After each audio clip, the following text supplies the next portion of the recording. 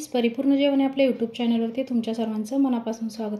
तर फ्रेंड्स, राखी पौर्णिमा जवळ आलेली आहे आणि त्या निमित्ताने आजच्या व्हिडिओमध्ये आपण रक्षाबंधन स्पेशल एक स्वीट रेसिपी पाहणार आहोत। ती म्हणजे कमीत कमी साहित्यात आणि झटपट बनणारी अशी ओल्या नारळाची बर्फी। तर फ्रेंड्स, या व्हिडिओला तुम्ही स्किप न करता शेवटपर्यंत नक्की पहा।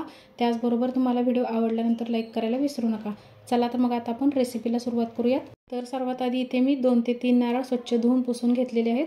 आता मी नारळाच्या मागचा हा जो काळा भाग असतो तो काढून घेणार आहे, म्हणजे आपली बर्फी जी आहे ती एकदम पांढरी शुभ्र दिसेल।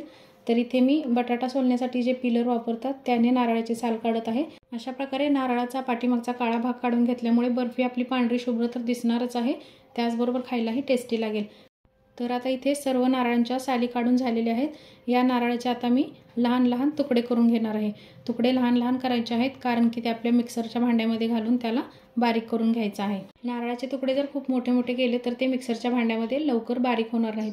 तर आता मी हे सर्व तुकडे मिक्सरच्या भांड्यामध्ये घातलेले आहेत आणि त्याला एकदम बारीक असं वाटून घेतलेलं आहे। तर तुम्ही पाहू शकता की मी याला किती बारीक वाटून घेतलेलं आहे ते। तर सेम अशाच प्रकारे आपण राहिलेले सर्व नारळांचे तुकडे पण एकदम बारीकपणे वाटून घ्यायचे आहेत। त्यानंतर कढई गरम करून त्यामध्ये 1 चमचा तूप घालायचं आहे। तूप मेल्ट झाले की मग त्यामध्ये बारीक वाटलेला नारळ घालून घ्यायचा आहे। तर इथे मी जो वाटून घेतलेला नारळ आहे तो 4 कप झालेला आहे। तुम्ही पण जेव्हाही नारळाची बर्फी करता तर ती मेजरमेंटवरूनच करा।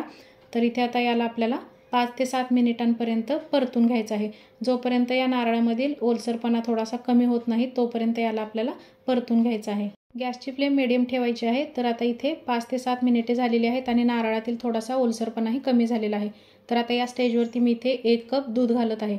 इथे आपण जो नारळ घेतलेला होता तो 4 कप होता। 4 कपसाठी इथे मी 1/4 म्हणजेच 1 कप दूध घालून घेतलेलं आहे।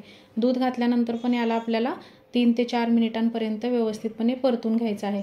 दूध यामध्ये व्यवस्थितपणे मिक्स झालं पाहिजे। फ्रेंड्स, मी इथे दुधाचा वापर केलेला आहे, परंतु जर तुमच्याकडे खवा उपलब्ध असेल तर तुम्ही इथे दुधाऐवजी खव्याचा देखील वापर करू शकता। खवा घातल्यामुळे पण ही बर्फी अगदी छान बनते। तर आता इथे दूध आणि नारळ व्यवस्थितपणे परतून झाल्यानंतर मी 2 कप साखर घातलेली आहे। तर इथे 4 कप नारळासाठी मी त्याचे अर्धे प्रमाण म्हणजेच 2 कप साखर घातलेली आहे। साखर यामध्ये मेल्ट होण्यासाठी 2 ते 3 मिनिटे लागतात। गॅसची फ्लेम ही आपल्याला कंटिन्यू मिडियमच ठेवायची आहे, लो किंवा हाय करायची नाही। तर आता इथे 2 ते 3 मिनिटानंतर आपली साखर व्यवस्थितपणे मेल्ट झालेली आहे। आपले हे जे मिश्रण आहे ते शिऱ्यासारखे दिसत आहे। तर यामध्ये मी आता 1 चमचा विलायचीची पूड घालत आहे। तुम्हाला जर हवा असेल तर तुम्ही या मिश्रणामध्ये सुकामेवा पण वापरू शकता। हे जे मिश्रण आहे ते आता परतत असताना कढईला थोडं पण चिटकत नाहीये, याचाच अर्थ की आपले हे जे बर्फीचे मिश्रण आहे ते परफेक्ट रेडी झालेले आहे। तर आता आपण गॅस बंद करून घ्यायचा आहे।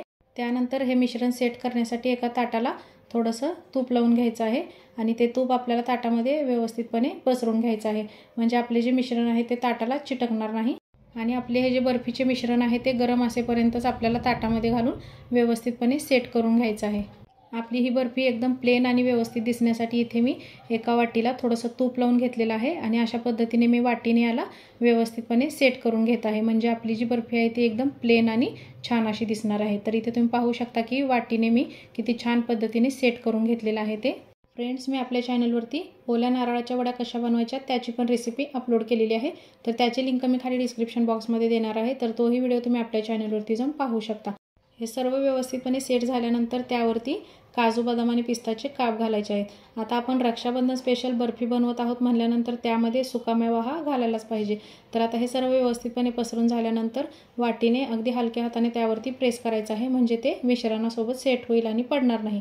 तर इथे अशा प्रकारे आपलं हे मिश्रण व्यवस्थितपणे सेट झालेलं आहे। याला तुम्ही फ्रीजमध्ये ठेवत असाल तर अर्ध्या तासामध्ये सेट होईल आणि जर बाहेर ठेवत असाल तर 1.5 ते 2 तासामध्ये हे सेट होऊन जाईल। मी या बर्फीला सेट होण्यासाठी फ्रीजमध्ये ठेवलं होतं, तर अर्ध्या तासानंतर मी याला काढून घेतलेलं आहे आणि इथे व्यवस्थितपणे माझी बर्फी सेट झालेली आहे। तर आता याला मी कट करून घेणार आहे। जर बर्फी व्यवस्थितपणे सेट झाली असेल तरच त्याचे कट करताना हे छान तुकडे पडतील, नसेल तर त्याचे तुकडे व्यवस्थितपणे निघणार नाहीत। तर इथे तुम्ही पाहू शकता की एकदम परफेक्ट अशी बर्फी इथे रेडी झालेली आहे। या बर्फीला पाहिल्यानंतर कोणी म्हणणारही नाही की ही ओल्या नारळाची बर्फी आहे। फ्रेंड्स, ही बर्फी दिसायला तर सुंदर दिसतेच आहे, त्याचबरोबर खायलाही अगदी टेस्टी लागते। त्यासाठी या रक्षाबंधनच्या वेळी तुमच्या भावासाठी अशा प्रकारची एकदम टेस्टी अशी ओल्या नारळाची बर्फी तुम्हीही नक्की ट्राय करा आणि त्याचबरोबर तुम्हाला ती आवडली का नाही ते मला नक्की कमेंट करून सांगा। आणि सर्वात महत्त्वाचं म्हणजे तुम्हाला व्हिडिओ आवडल्यानंतर आपल्या व्हिडिओला लाईक करायला विसरू नका। आणि त्याचबरोबर चॅनलवरती तुम्ही जर अजूनपर्यंत नवीन असाल तर लवकरात लवकर आपल्या चॅनलला सबस्क्राईब करून घ्या आणि सबस्क्राईब करता तेव्हा नोटिफिकेशन बेल आयकॉनला क्लिक करायला विसरू नका। तर फ्रेंड्स, तुम्हा सर्वांना परिपूर्ण जेवणतर्फे रक्षाबंधनच्या हार्दिक शुभेच्छा। चला तर मग आता आपण भेटूयात अशाच एका पुढील नवीन रेसिपीमध्ये। धन्यवाद।